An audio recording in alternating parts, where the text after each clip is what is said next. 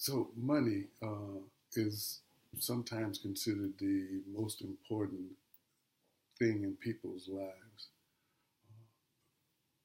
There are several things that are more important, but given the nature of the society and the nature of the people who are around, um, often those two things get put aside. Time is much more important than money. Sometimes people even say that time is money, but time is more important than money. Having the time, because if you could have the time like that you had with your husband or with your loved ones, that would be something that you would cherish more than any amount of money could do for you. So time and money and you, these are also things that they don't teach about in schools. You didn't learn about money in no school. They have courses that are in economics and stuff like that, but they really don't teach you about money. They teach you theoretical operations. But money itself, you never took a course on what is money. Do you know what money is? Or how do you use money? Or where do you get money from? Or where does money come from? Those things you were never taught. You just vicariously learned through experience, through observation, that this is money and this is how you use it. And every once in a while, this is how you get it. You can work for it, or you can make it and copy it different ways, But the idea behind money itself is something that is obscure to most people. What it is, how do you get it, how best to use it, how do you manage it, those kind of things. You only learn through experience if you learn them. And so most people go through most of their lives improperly understanding, managing, and using money. So I've come up with these steps to being aware of money.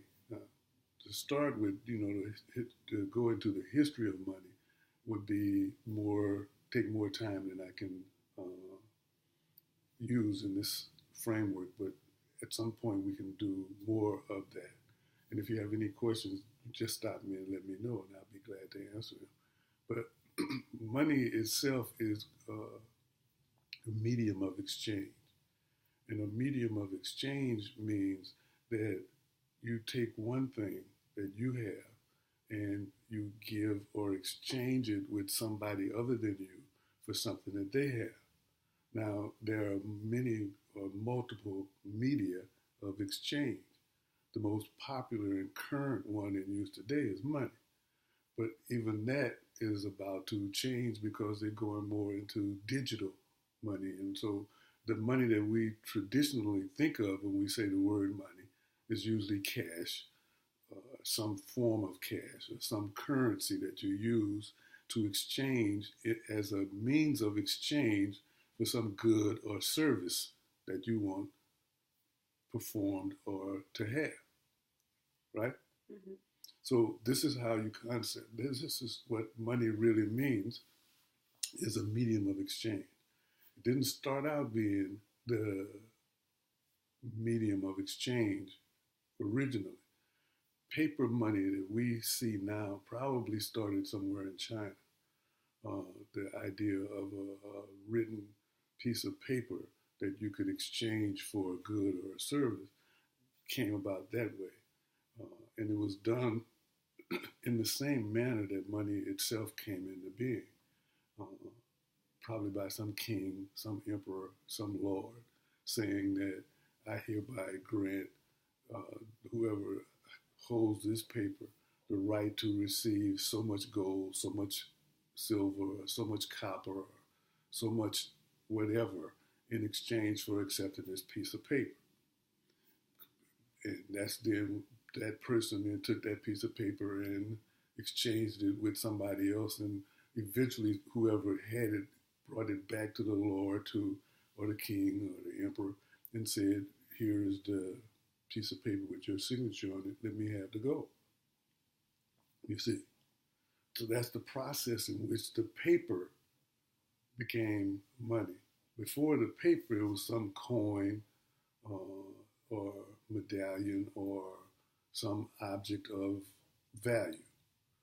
Normally, it was like a coin with some king or emperor or what have you, his face stamped on it. And it was in different denominations: copper, gold, silver, nickel, whatever the valued material was at the time. And it was the same thing.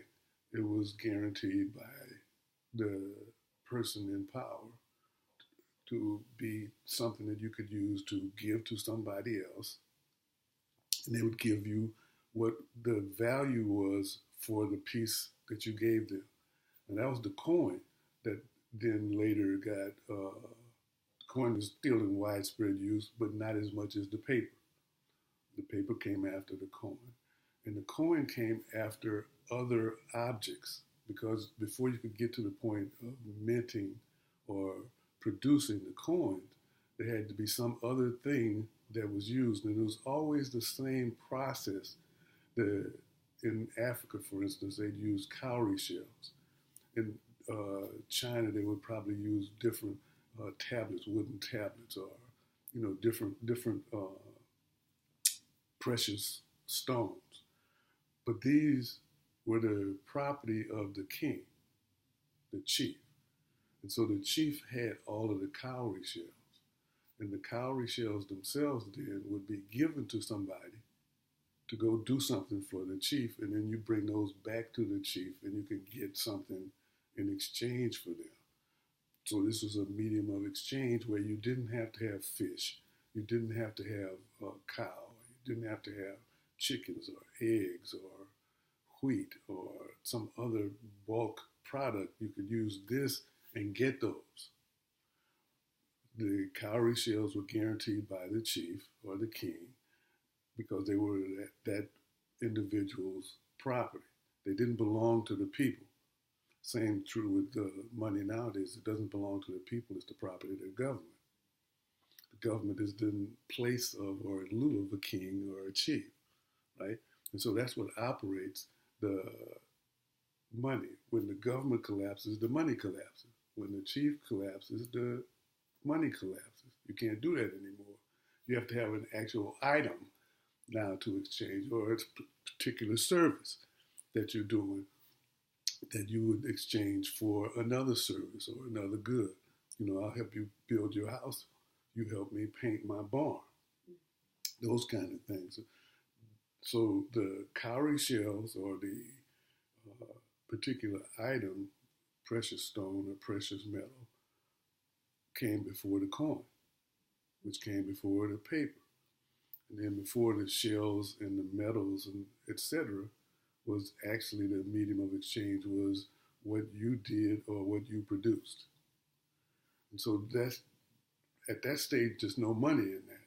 That's just different kind of category. So money itself replaced the need to barter and became the medium of exchange for goods and services that you wanted or that somebody else wanted from you. Okay. So now you know what money is. It's a medium of exchange. Now the question then becomes, how do you get it? If you get it, what do you do with it? How do you use it? How do you manage it? What can be done? How do you use money?